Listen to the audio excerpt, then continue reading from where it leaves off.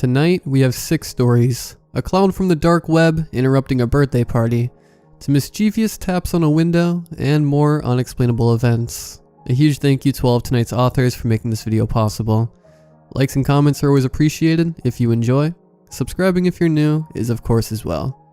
Enjoy the video, and as always, I hope you all have a great night.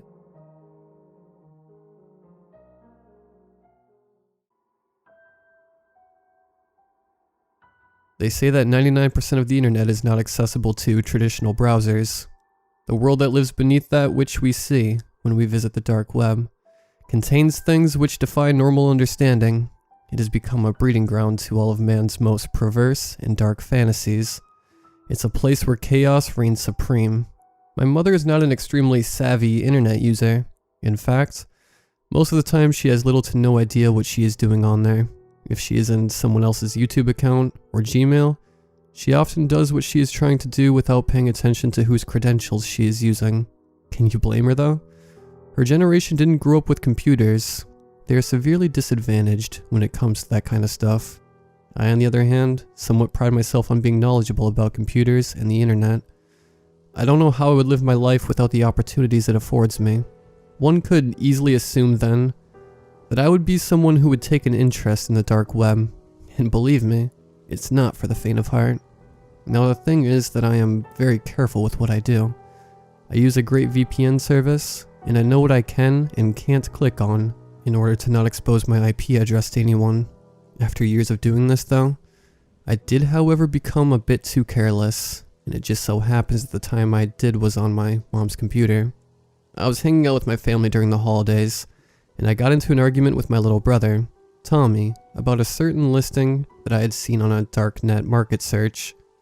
He's always been a bit of a sheltered kid, considering he has a cleft lip, and my parents baby him like a toddler, so I figured it was my responsibility to show him some of the real world every once in a while. I had told him about the listing for a clown that you could hire for birthday parties, that was, for some reason, being advertised on the dark web, and he of course didn't believe me. So, I showed him the listing, and we read about how the clown would provide your party with an exceptional experience, one that you would, likely, never forget. Considering my knowledge of the dark web, I was pretty sure it was not an experience you would want to remember. After I showed him, I got distracted and went about my business doing other things. Somehow though, I left my browser window open on my mom's computer. This was hands down the most careless slip-up of my life.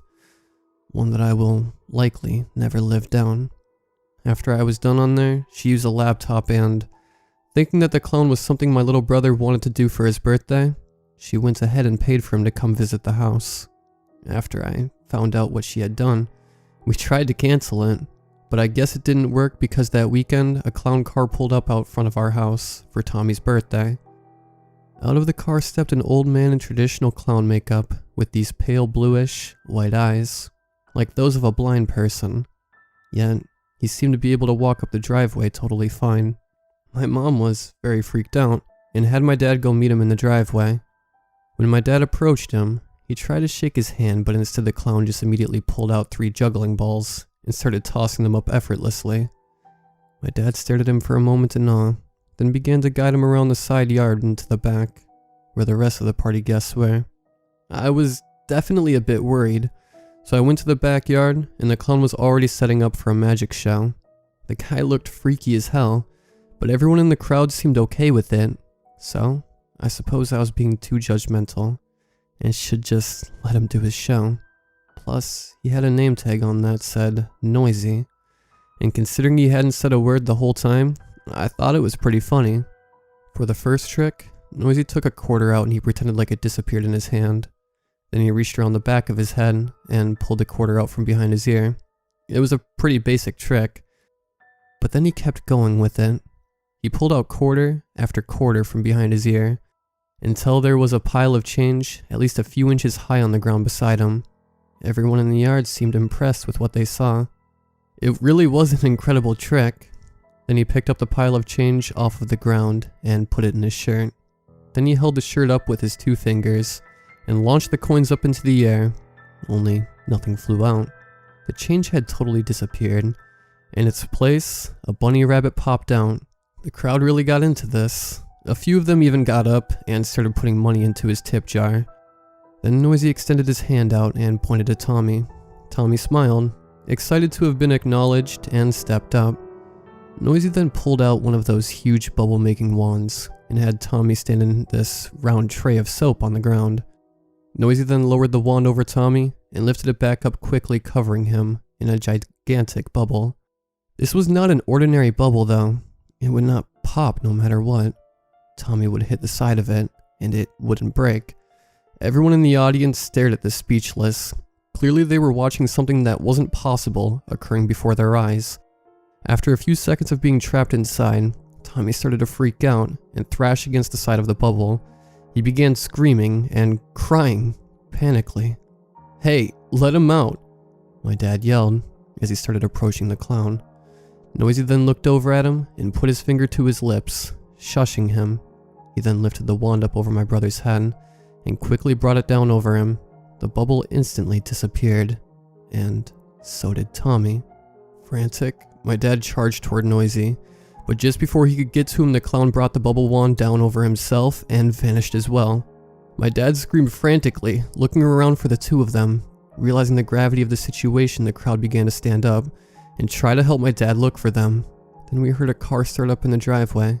Several of us sprinted to the front yard and saw the clown car pulling out and taking off down the street. My dad and I, along with several others, got into our cars and peeled out, chasing after him. Then the clown car turned a corner, and by the time we got there, it had vanished. Upon the realization that we had lost him, my dad immediately broke down in tears, screaming and pounding on the steering wheel. I had never seen him get like that before, and I knew it was all my fault. The following weeks were some of the worst I had ever experienced.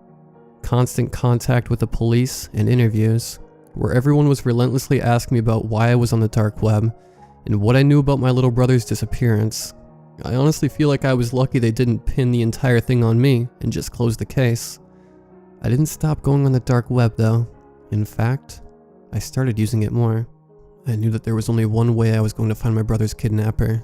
It wasn't going to be using the old-fashioned police detective model.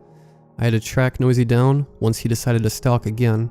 So, I created various fake identities on numerous darknet markets and made posting after posting for birthday party clowns to come perform at my son's party. Then finally, after several weeks of doing this, I got a response. Only it wasn't from Noisy. It was from another old man dressed as a clown, who included a picture of himself in the posting with his response. The weirdest thing was though, the old man had a cleft lip and looked just like my little brother, only he had aged at least 50 years. I was really freaked out by this and had to know more, but after I posted several times for him to meet me, I think he could tell I was trying to trick him because he would never show up. I'm going to continue to look for him as long as I can, but I think he knows it's me, and for some reason, he doesn't want to be found.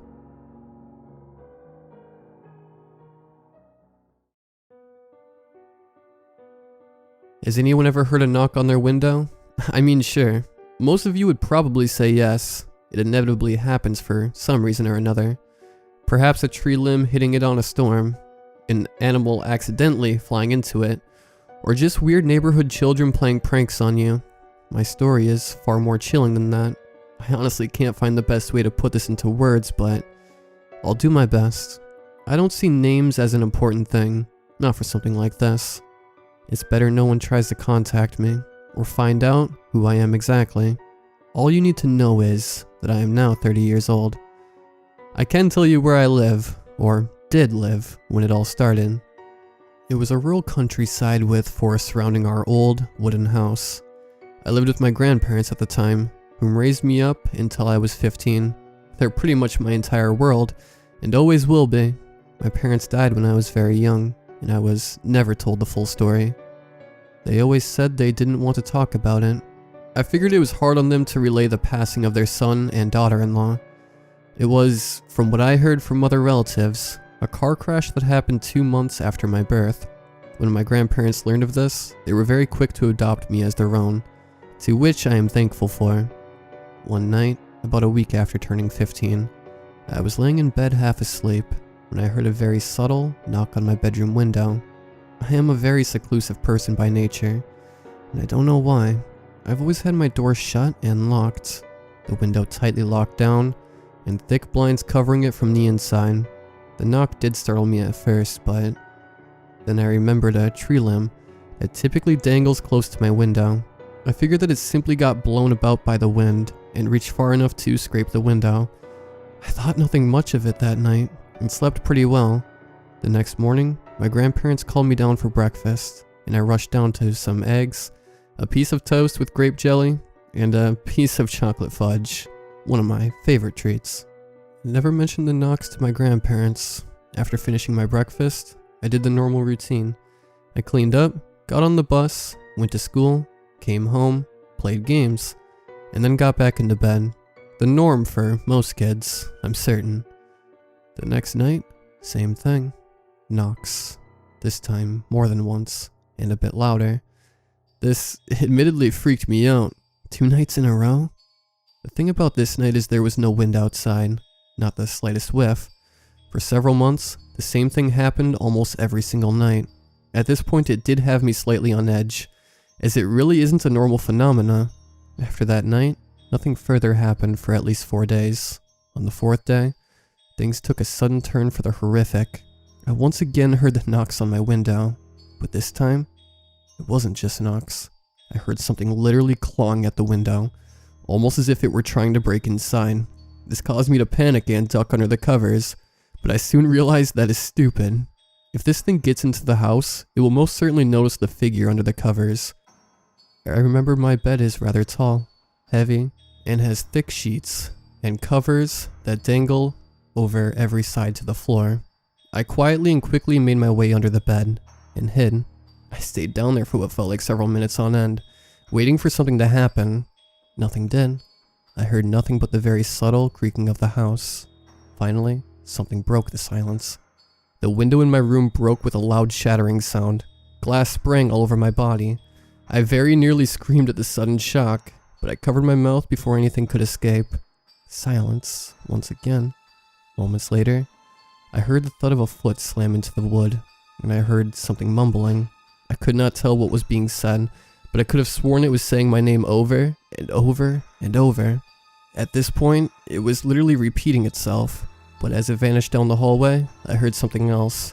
Another thud in my room, as the same thing happened again. Only this time, the voice was far deeper. It sounded very masculine compared to the last one, but it paid the bed no mind, as it also scuttled out of the room. I stayed under my bed all night, too afraid to come out. By the time morning came around, the house was as silent as a field on a moonless night. I very slowly crept out from under the bed and stood up, looking at my window and the damage. It was alarming, but not as alarming as the massive human-shaped footprints. I didn't know how to respond. My mouth hung in pure horror as I saw the scale of them, and the fact they had claws on them too. Judging by the scale of the footprint, the height of the creature would be at least 10 feet tall. I slowly made my way out of the room, following the tracks. I paused for a second and looked up. The trail ended at my grandparents' bedroom. My heart froze with a deep dread. I forced myself to continue forward and made it to the doorway. What I saw next is stabbed into my memories, even to this day 15 years later. My grandparents' heads were severed clean from their necks and placed on the bed. Their mouths hung wide, and their eyes wider in pure horror as blood was piled on the bed from them bleeding out. Their bodies were nowhere to be found. I screamed at the top of my lungs, bolted down the stairs, ran a full mile all the way to our nearest neighbor's house, and banged on the door as hard and fast as I could, bawling my eyes out in the process. Angelia, our neighborhood chicken raiser, opened the door, and I fell into her arms sobbing like an 8-year-old, to which she just held me in confusion, but also trying to comfort me. "Calm down, sweetie. Tell me what happened," she said, hushed, trying to calm me down. "Heads," I screamed out, pointing to my house. She comforted me and got us both into her car and drove us back to my house. I begged her to just drive away and not go in there. She refused to listen. She ran inside, and not long after, I heard a scream from her too. She rushed back out, got in the car, and called the police, explaining over the phone what she saw. Within 3 minutes, 4 police cars and a SWAT team were at the house. I remember them trying to question me of what happened, but I could not speak to save my life. I kept bawling my eyes out in Angelia's arms. The cops, understandingly, trying to keep me calm, as well as the SWAT team that tore my house apart. After a while, I told them what happened, and one of the SWAT members looked at me and said, "You need to come with us, now." I was literally pulled by my arm by the SWAT member, and Angelia screaming, trying to stop them from taking me as I reached out to her crying. I remember nothing of that day. I was sedated as soon as I was in the SWAT car, but before I heard gunshots and someone dying. I woke up several days later in a military installation surrounded by armed troops and an older, high-ranking officer. "What's your name, son?"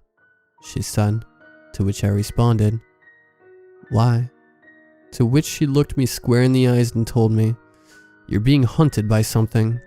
We have you safely secured here in our installation." "No," I screamed. "I want to go home." To which she spoke, calming me down instantly somehow. "Son, your grandparents are dead, and no one remains in your old neighborhood to protect you. You're under my protection now. I promise you, nothing is gonna happen to you." From that day forward, I lived a sheltered, spoiled life. For another 5 years, I almost completely forgot about what happened. I was now 20 years old, and I remembered what happened. During this time, I was taught how to fight, and given rights to bear arms at any time for my protection. It was now December 3rd, and I had turned in after a long day's work. Tap, tap, tap. My eyes shot wide open, and I slowly looked towards my window, which was also covered from the inside in a house made entirely of metal and concrete. I quickly got up, grabbed my gun, and ran to my adoptive mother's room to find the window broken and yet another bleeding head on the bed, just like 5 years ago. I didn't scream this time, but I decided to do something drastic. I hid all evidence she had even died, changed my name and alias, moved away, and completely went off radar. I adopted a new life, everyone believing I was a secret agent or something along those lines. On the side, I did some research and looked into the death of my own parents. I found a lead that pointed to it being not a car crash, but something far sinister. They went missing in the woods without a trace and were never seen again while on a camping trip, 30 miles from my grandparents' house. This made my blood run cold. As I looked deeper into the classified files, things like Skinwalker were mentioned numerous times, and things got so dark about them that I eventually stopped looking. I know if I kept it up, the government would learn of me intruding on highly classified documents. I am now 30 years old. I have a wife and 3 kids, and we live in another country.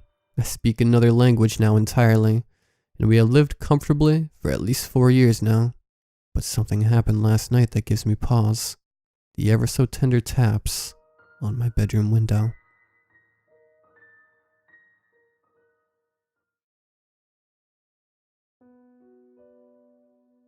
I can't believe I'm writing this, but I need to share it with someone else. My parents always like to travel during December and January. They own a small restaurant, which I'm in charge 90% of the time, but I always tell them to enjoy their vacation as much as they can and not to worry about the business. This year, they decided to go to South America. Since I'm single and live not so far from their house, they always ask me to stay there and take care of Toby, a grumpy old bulldog, and so I did. Toby is super chill, and we usually just hang out at the couch when I arrive from the restaurant. Also, my family is pretty small. I'm an only child, and so is my mom. My dad had a brother who died 13 years ago, and that's it.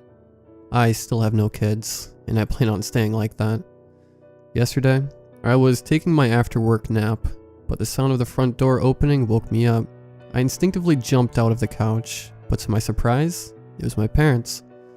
I was confused. I asked them why did they come back this early, since they told me they would arrive by January 20th. They looked kinda sad, and Dad told me that things were not so great, and they decided to come back earlier. I asked why they didn't call me to go pick them up from the airport, but my dad told me they didn't want to bother me, and they got a cab instead. I was still quite disoriented, but whatever. I decided to go back to my place that same night, but they asked me if I could stay a few more days to take care of Toby, because they were quite tired. Can't say no, right? Toby was acting kinda weird, and refused to leave my side. Also, my parents didn't interact with me at all, which was odd. I thought it was just tiredness, or maybe they had a fight and needed to cool their heads a little bit, but I just shrugged it off and went to my old bedroom. In a few minutes, me and Toby were sleeping like babies. Around 2 a.m., I woke up thirsty as hell. As I was walking to the kitchen, I heard some weeping coming from their bedroom. I would not knock and ask if everything was fine because, you know, never bother your parents in their bedroom, no matter how old you are. I could just ask it in the morning anyway. Today, as I went downstairs for breakfast, they were both there already, staring at each other. Not a single word or movement. I looked at them and asked if everything was fine. They slowly turned their heads in my direction and said, yes. For some reason, I got chills down my spine. They are usually super talkative, but something was wrong. I told them I wasn't going to eat because I was late, but the reality is that I was just feeling uncomfortable around them. They ignored what I said, and I just went to the restaurant, trying not to overthink too much. Maybe one of them messed up real bad. 40 years of marriage is not for everyone. I was expecting the "we need to talk" stuff when I got home. During my shift, I felt that I needed to talk to my dad. You know, the usual father and son thing. Maybe I could help. I don't know. My parents hate SMS, or anything that makes them type. To contact them, you gotta call. So I tried. Once, twice, but it wouldn't even work. It was like the phone was out of battery. I tried to call my mom just as an excuse to talk to my dad, but the same thing was happening. Their house has no landline anymore, so I was out of options. I made it through the day, trying to be rational about it. Maybe they had a huge fight, forgot to charge their phones, and are just super mad at each other. I just need to give them some space. A few hours ago, I arrived at their house. Everything was super quiet. I yelled, "Mom, Dad, I'm home." But nothing.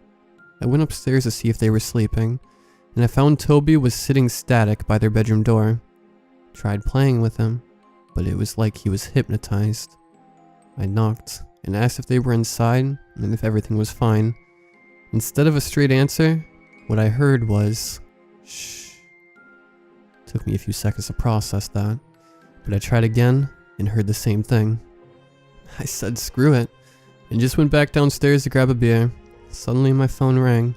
When I looked at the screen, it was a number that I didn't recognize.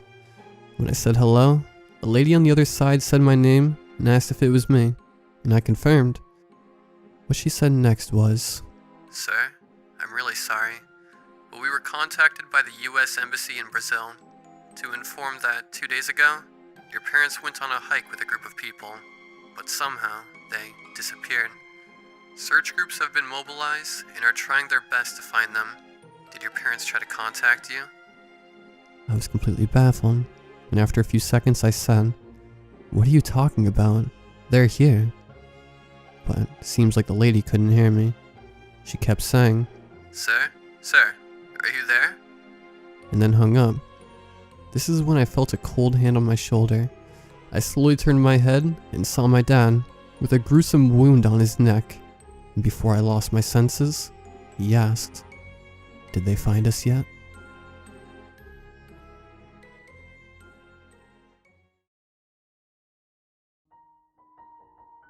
You won't hear about my town, not in the news or elsewhere.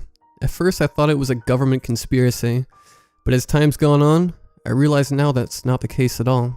Whatever's down there, sending these things up, it's got us right where it wants us. I was ready to leave, so ready to put yet another town behind me, and to forget it ever existed at all. It'd be just another link in a long chain of shitholes we're giving up on. But it's all too late for that now.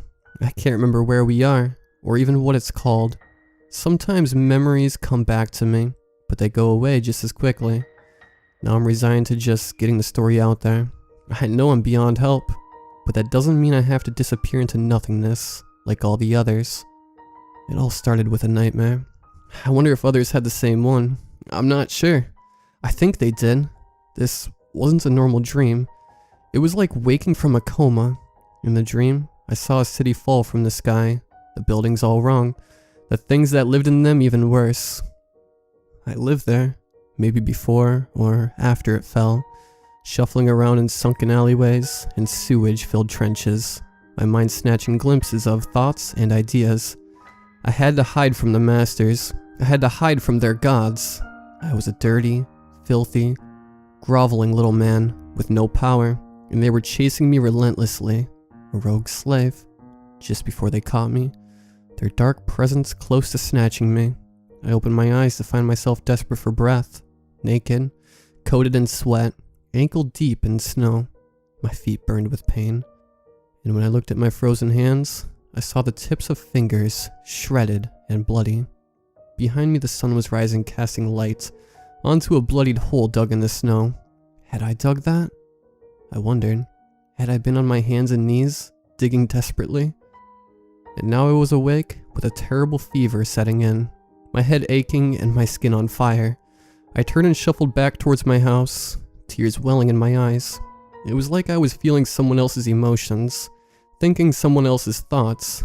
I felt violated. I felt grief.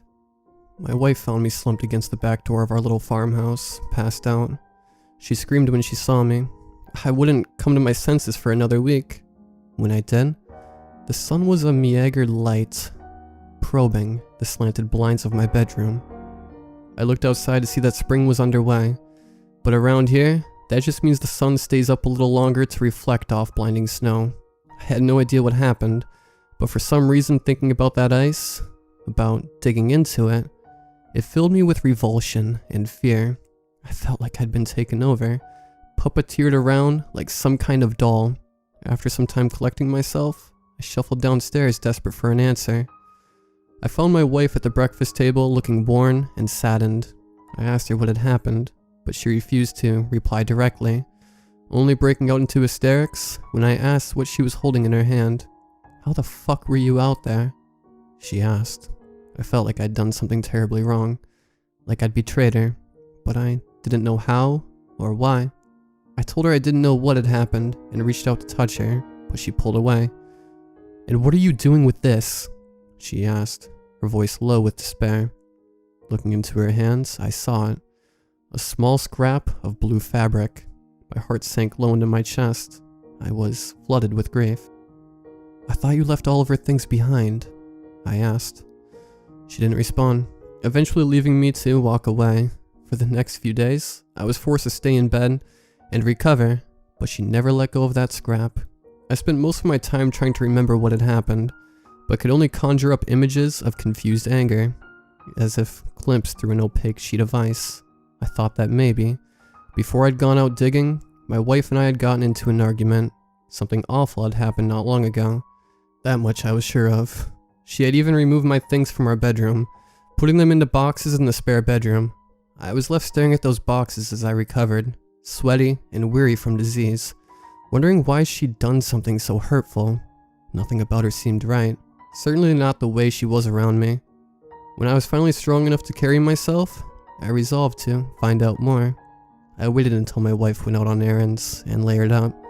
My first steps outside were timid, my body cringing from bright morning sun and brisk air, but I pushed on, marching over lumpen fields until I found the small den I'd carved in the snow, visible even after all this time. I took my time looking around, noticing that I had somehow found a piece where the deep permafrost came close to the surface. I reached out, cleared away some of the loose snow, revealing another piece of fabric buried in the crystalline ice. I'd brought some tools and quickly chipped it out, and felt my heart fall to pieces at the familiar touch of that tiny fleece onesie. That ice was over 30 millennia old. I knew that. Everyone in the town knows that, but seeing that scrap of fabric nearly made me lose all perspective. For a while I grabbed the nearest pick and started smashing at it, over and over. I was desperate. Some lizard part of my brain was acting on wild, panicked animal instinct. "She's in there," it screamed. "You have to get her out." But I knew damn well she wasn't down there. Just touching that ice gave me the worst feeling in the world. I could feel something radiating out of those depths, something that had risen up. Before I left, I sniffed the fabric and smelled her once more, wondering just what the hell could have made such a thing possible. My wife didn't return for some time, and in the end, I was forced to drive into town looking for her. Along the way, close to Jack Simpson's place, I noticed more bloodied holes dug into the earth. Closer to his house, I saw his teenage daughter out in the yard. She was fixated on the snow, digging into it with raw, broken hands. I did stop and call out to her, but she wouldn't listen, and I wouldn't have gone further, getting out to help her, were it not for the sight of her father emerging a few moments later with a harrowing look in his eyes. He was carrying ice picks, and he didn't look up at me once, not even when I screamed and hollered as loud as I could. At one point, I thought he glimpsed me, but the look in his eyes seemed terrified, like I was some kind of wretched intruder. Realizing he wouldn't speak to me, I moved and passed many similar scenes, all isolated people who were consumed by the need to dig. When I finally reached town, I saw most of the townspeople gathered around the center, staring inwards towards a half-buried building jutting out from the icy earth. It was an odd thing, looking palatial in places, colonial in others. It was almost entirely frozen, only a few small turrets and spires poking free of the ice, but there was enough of it to attract a crowd. "He's in there," one woman screamed. "I can hear him still in there." I coasted past the people slowly, taking in the strange hysteria that had run through the town. Shops were closed, cars were parked in the middle of the road, some buildings had even collapsed as if from an earthquake. In some parts, men were dragging tools to the town center, and I watched as a few young men erected scaffolding around the palace, and an older man began ordering the townspeople around, telling them what to do and where to go. Pretty soon, it became clear to me that they were planning to dig. I called out to an old friend who I spotted lingering near the back. "Craig!" I cried. Quickly, he turned his plump frame around, momentary confusion across his face, quickly replaced with warmth and joy. He ran forward and grabbed my arm through the open window, like a child rushing towards gifts under a Christmas tree. "It's good to see you," he said. "I know good things were coming, and seeing you here just proves it." "That's good," I said, a little apprehensive of the manic twinkle in his eye. "But what's going on?" "We're digging," he said. "What for?" "Don't you see?" he asked. "It's right there. We just need to help it get out." "That house?" I asked, confused. "Where did it come from?" "Oh, I don't know that," he answered. "But it's our house. Don't you see? I grew up in that house." "You grew up in Phoenix," I snapped. "Don't be daft." "I didn't say I knew how it got here," he growled back in anger. "I'm just telling you what it is. It's our house, and we all want to go back. People talking about finding other bits down below, coming up out of the ground on their land, or under roads, even under the school. It's all over the place." "That don't make no sense, Craig," I said, feeling lost among his words. "It don't need to," he said, growing more irate. "It's where I grew up. It's where we all grew up. Every one of us. We're all in there. Don't you see? It's bringing it back. Everything we've lost.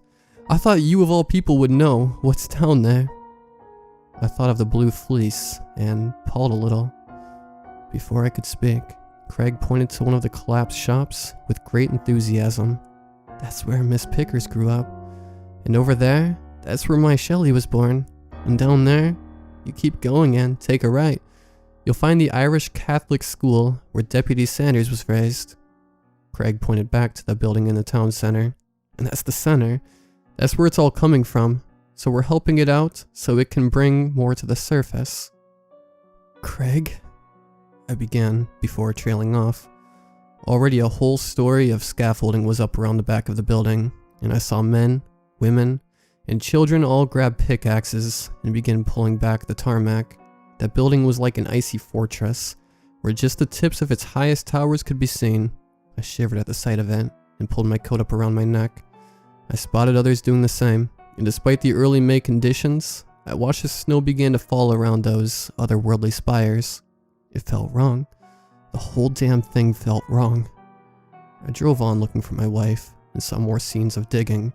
People were organizing themselves into little pockets of labor, and I eventually found my wife carrying pickaxes to some young men. They were in the parking lot around the back of a hardware store, a lot of them standing around and staring at a door laid flat into the very ground itself.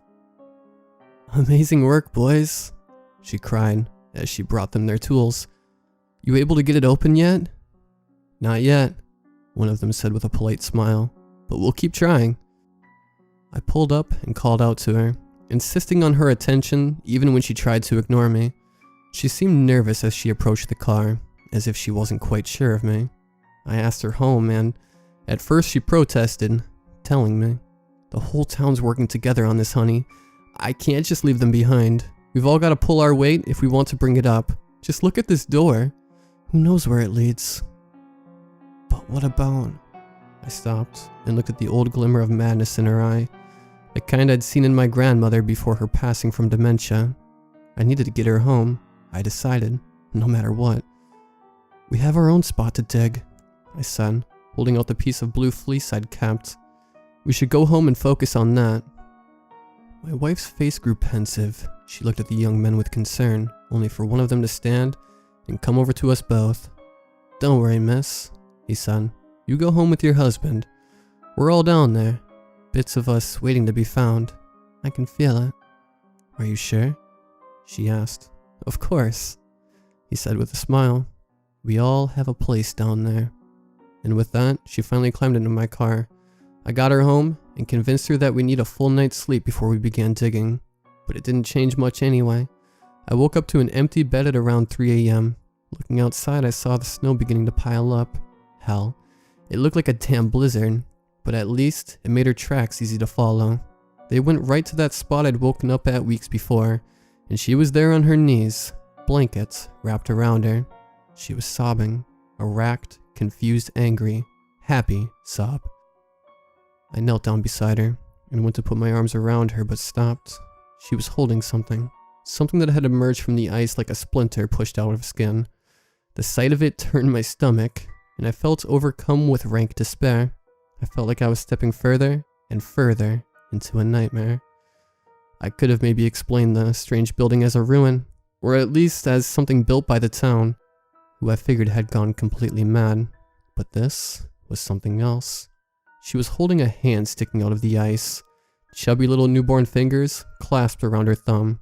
For a brief moment, I think I lost my mind, only for it to suddenly snap back into place. I tried to get her inside, but there was no chance of her leaving. I had to light a fire and try to keep her warm in that little icy den any way I could. After a while, the cold grew too much and despairing, I left to go back inside. I found her the following morning, collapsed on the kitchen floor. I managed to drag her upstairs, where I was left to care for her over the following days, during which time the town spiraled farther into lunacy. I made only one more daytime trip to get some supplies, and there I found a belligerent horde of angry idiots who had torn half the town apart to make room for whatever was coming. For every building pulled down, at least another 2 had grown out of the ground to replace them. They were haphazard things, listing skyscrapers that tilted over the landscape, casting enormous shadows, phantom homes in the southern style, dingy flats from dreary London, crumbling shanties, beautiful manors, mundane suburbia clashing with imperial history. It was all there, like a kaleidoscope of architecture that was slowly consuming the town. Some people I saw guarded their little bits of madness jealously, screaming about it being theirs alone, and no one else's, sitting ominously with rifles in hand while they waited for the earth to make free their doorways. Other people bickered for repaying favors, saying one such person helped dig for another, and so it was owed back to them in due. Some people cried with joy, others despair. More than a few corpses were frozen stiff in the middle of the street, as the weather had turned bitterly hostile. Quite a few people had just crawled up into a ball on the ground and never woken up. Others were still standing, hands and arms frozen to tools half buried in the earth. Before I left, I found myself coming to a complete stop in my car without even realizing it. Something had caught my eye, the sight of it making my limbs weak. It was a strange listing doorway, abandoned and empty, lodged halfway in a street close to the edge of town. The lonely porch it bore had been driven up straight out of the ground like a breaching whale. I stared dumbfounded at the rotten timber, doused with the snow. A sight I'd never thought I'd see.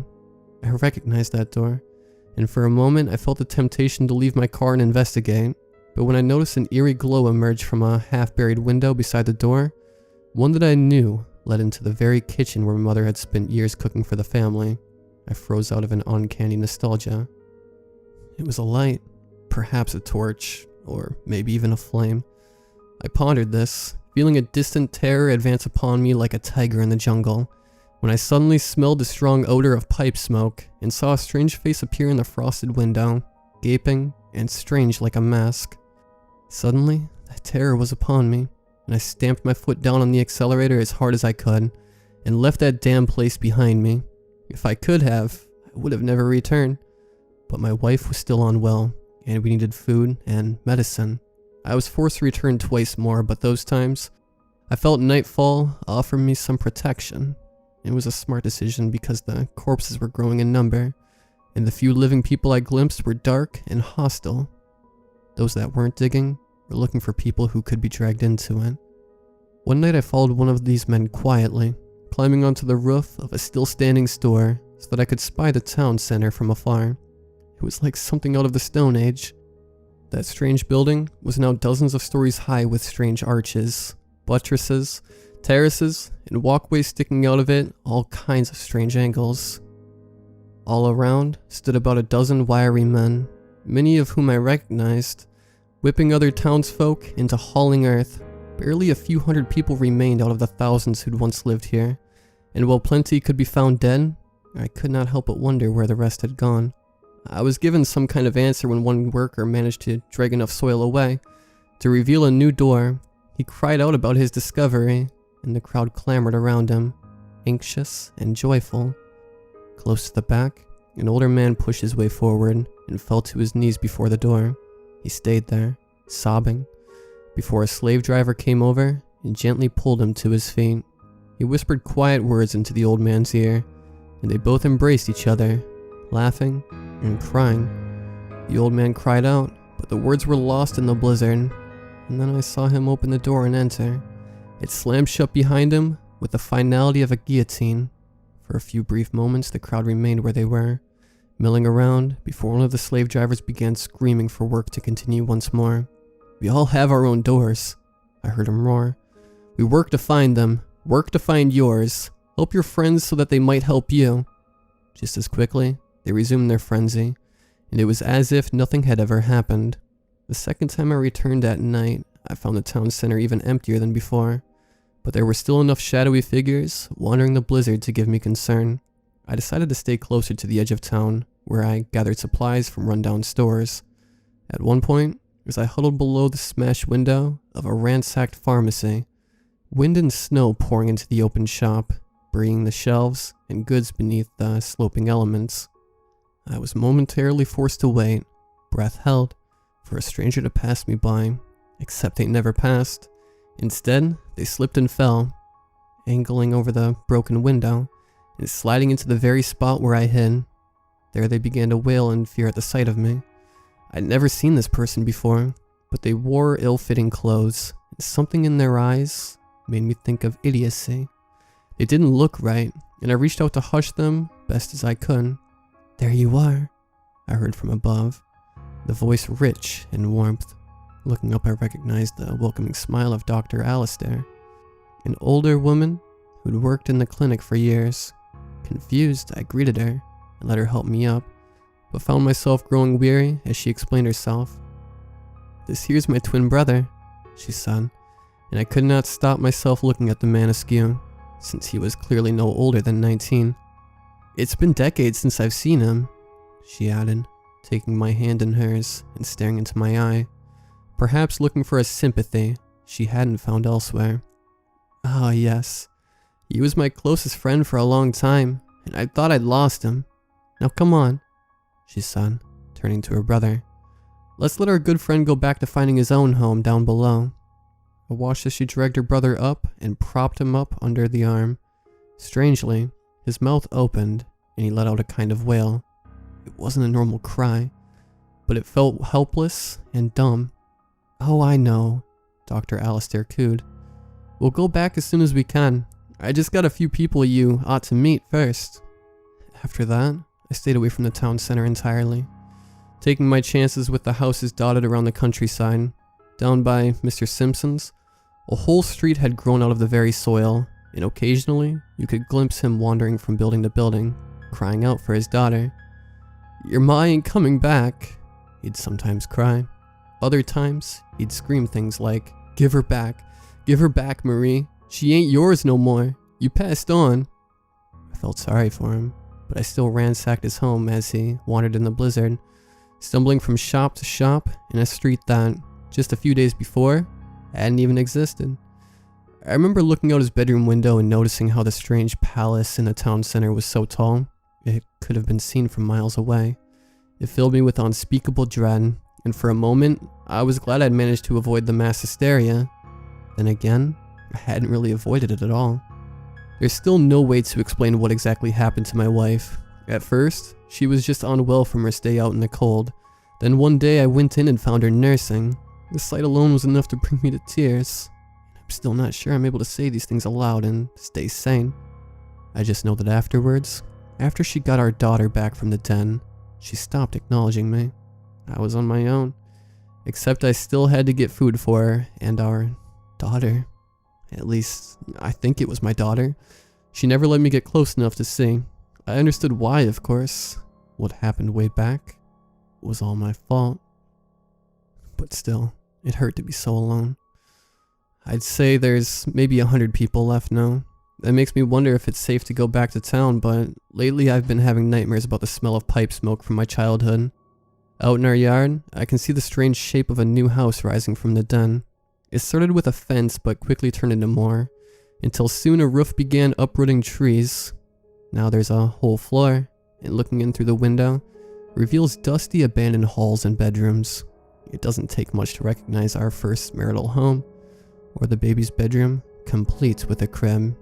She left as the door was free from the ice. This whole place, it's like 1,000 memories from 1,000 people have become real, and are all struggling to find the room to overlap. I wonder if that's what this big strange palace in the center of town is. Maybe it's where all the memories reach out from. I've no doubt it's the source at all, and that most of it's down below the ground, and not above it. Sometimes I dream about it, though it looks different to what it is now, but it's still the same, because in the dreams, I somehow know it's the same house. Only in my dreams it's a city, and it's falling from the sky. Ever since she left, I wanted to leave, but I can't remember how to. There's no horizon anymore, just a haze. The blizzard has been joined by a thick fog that makes it harder and harder to see. I haven't seen my wife for a whole night now. I think she's moved into the house out back. I wish I could have gotten through to my wife. I wish I wasn't alone. Doesn't she know nothing down there is real? People don't come back from the dead, even if it looks that way. I nearly went down into the ice recently, if only by accident. I was looking for supplies, and I was so dazed that when I broke into a house, I didn't even realize it wasn't a normal house. But it was one of those ones that had come up out of the ground. I went looking for a basement where supplies might be kept, but around about the 4th set of steps, I realized something wasn't right. Carpet gave way to ice-slick stone, and furniture lay half-grown from the dirt, and it dawned on me, this wasn't a typical house. Looking around, I saw photos of a family with a teenage son, a geeky-looking kid with thick glasses that bore a slight resemblance to a farmer. I knew I lived nearby. I couldn't say for sure. Still, looking down into that darkness, I felt a strange terror. Close to panic, I managed to steady myself and shine the torch down below where I saw a single severed hand. The fingertips were bloody, the skin pallid and bruised, and a set of broken manacles were clamped around the shredded wrist. Blood that had pooled below the hand carried on down into the darkness. Crimson handprints streaked against the ice. their long strange trail disappearing into shadow. Something told me those steps went on forever and ever, and when I heard the faintest shuffle as to suggest footsteps coming up to greet me, I was overcome with fear and fled, taking whatever I'd grabbed with me. There were only 2 things in my hands at the time: the telescope and a few batteries that later turned out to be dead. The telescope, at least, has been helpful. Sometimes people come back, but not for long, and I can use it to spy them from a distance. Most of them I don't even recognize, but I saw Simpson wandering around out there just the other day. I called out to him and he burst into hysterics at the sound of my voice. When I finally got over to him, I saw he was a brittle-aged version of the man I knew. His back had been lacerated, whipped to shreds. His teeth had been pulled, his fingers bloody and raw, his feet black and blue, leaking pus into the snow. He was gaunt, a vision of death come to life, like something out of a history book. I managed to drag him indoors where I tried to help him get better. "I don't want to go back," he said later that night. "I had a life once. It was better before we went down." "Then don't go," I told him, but he just shook his head. "I can no more leave them than one of my cattle could have left my farm," he sobbed. "You know that better than most." And though the response made no sense, it terrified me nonetheless. It spoke to me the way my dreams had, making me scared of memories that weren't even my own. It was like I had become awoken to a species-wide hopelessness, the kind I always thought humans didn't actually know, but which I now suspect lingered in our primitive history. Did we once belong to something below the ice? Are we as feeble and as helpless to it as cattle are to us? What if it wakes up? Simpson disappeared later that night, not even a whisper to alert me, but I saw it coming. He didn't have a choice. None of us do. That's clear to me now, if only because of what he pulled out of a nearby closet. I don't know why he did it, but it was a small mercy. I can see they picked out good hymns for my service all that time, and she never threw away my stuff. Reading that pamphlet has helped me understand myself a little better, putting order to the chaos of my mind. I know why it doesn't matter if I go down with the others or not, and why I felt such terror at the thought of following them. I already know what's down there, even if I can't remember. Like a cow that has glimpsed the inside of a slaughterhouse. I can't grasp the context or nature of my torture, but I know enough to stay away. It's like purgatory out here. I wonder if the storm will ever lift. When it does, I hope somebody finds me, if only to prove that I'm real. I had to walk so far to get enough signal to post this. Will they cover up the disappearance, I wonder? Whatever's down there is old. It owns us, whether we remember it or not. It can reach into our heads and change our deepest desires, rewrite the world to convince us of lies. It can even bring back the dead. Don't be surprised if this is the only record you ever hear of my town. Pretty soon no one will be left except for me, sat here reading my own funeral service, over and over and over.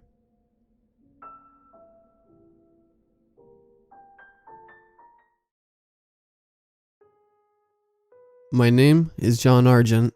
I used to be a shop assistant in the small town of Amethyst Creek. I wish my life could return to normal, but I know I will never be able to unsee the horrors I have witnessed.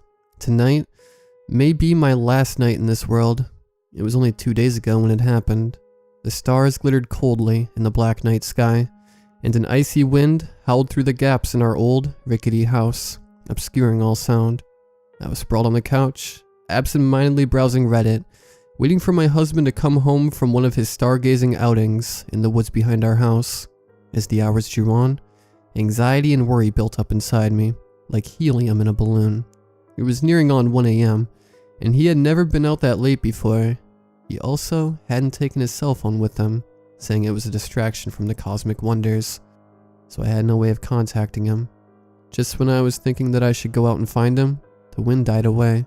I heard the ominous sounds of footsteps getting louder and louder. My heart began to beat faster. My breathing became shallower. There was the creak of the front door opening, and my handsome husband lumbered into the room, carrying his equipment in a bag over his shoulder. "Are you okay, babe?" I asked. "You were out for a long time." "I'm fine. "I just need something to eat," he replied in an oddly deep, raspy, and cold voice. He seemed to be avoiding eye contact. His posture was awkward. His arms were at an odd angle. His skin looked taut and stretched. Feeling slightly disturbed, I walked towards the kitchen to find some leftovers for the both of us to eat. As I was walking down the hall, I noticed that the fish tank was bone dry, devoid of water and fish. I continued onward, feeling slightly queasy. There was something weird going on. I opened the kitchen door and discovered absolute pandemonium. The fridge was wide open. The doors of the cupboards had been ripped off their hinges. Food was strewn across the floor, the different odors mixing and blending together to create a nauseating smell. The logical answer to this was a wild animal, but I knew in my heart that was not it. Something was very, very wrong with my husband. I slammed the back door open and sprinted out of the house and into the cold woods as fast as I could. Suddenly, my foot caught on a tree root, and I went flying, landing in a ditch, on something cold and sticky. I opened my eyes to see a corpse. Its eyes, teeth, and hair were missing, along with its skin. It was covered in a thick layer of congealing crimson blood. It was wearing nothing but a blood-stained, patterned blue shirt, the same shirt I had gotten my husband for his birthday. Waves of revulsion rippled through me. I screamed, and moist tears ran down my face.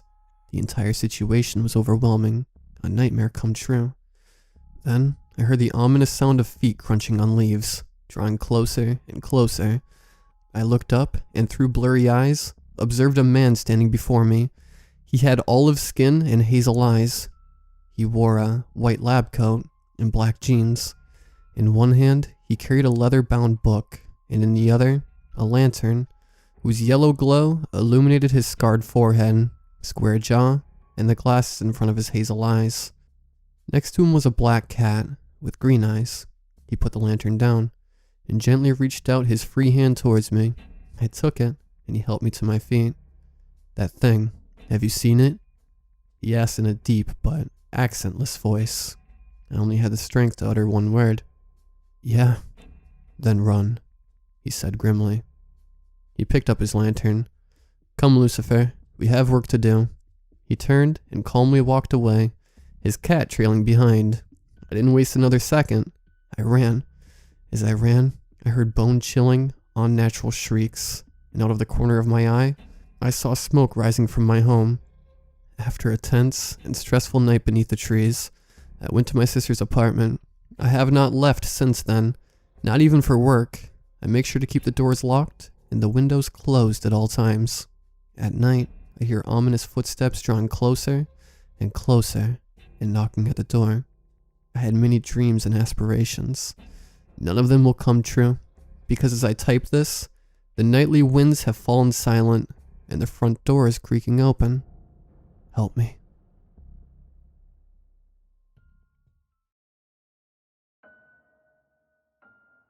So recently for Christmas, I was given an Apple Watch. The new one because I have broken my other ones plenty of times. Mainly because it's either blacked out or it fell on the ground hard and got crushed. So as soon as I got it programmed into my phone, and everything was fine the first day. But on the second day, things started to get creepy. My watch at random times would show a word or a sentence, then something would happen. The first time it happened was when I was walking in my neighborhood. I had got a ding on my phone and saw that it was a message, but when I was about to respond, the screen turned black. I was confused. I know I just got this. Why would it break now? How is it not working? Then I tapped the screen. In bold, white letters were the words, money. Then while I was walking, I felt myself step on something, and oddly enough, it was a $100 bill. My first instinct was to look ahead of me and see if anyone was walking and dropped it. But oddly, there was no one else around. Suddenly I remembered that on my screen, and now it was 100 written on it. That freaked me out, so I went back home and just shut the watch down and got on my phone. The next day I woke up to a constant buzzing, and I thought it was my phone, so I grabbed it. Yet there were no notifications. I just so happened to look at my dresser fully and saw that my watch was the thing that was buzzing constantly, and it creeped me out because I remembered turning it off. I picked up my watch and opened it. Sure enough, another word in bold letters was on it, and it said, heart attack. Me being the person that I am, deeply invested into stuff like mysteries and scary stuff, I immediately started to come up with numerous situations where I can have a heart attack.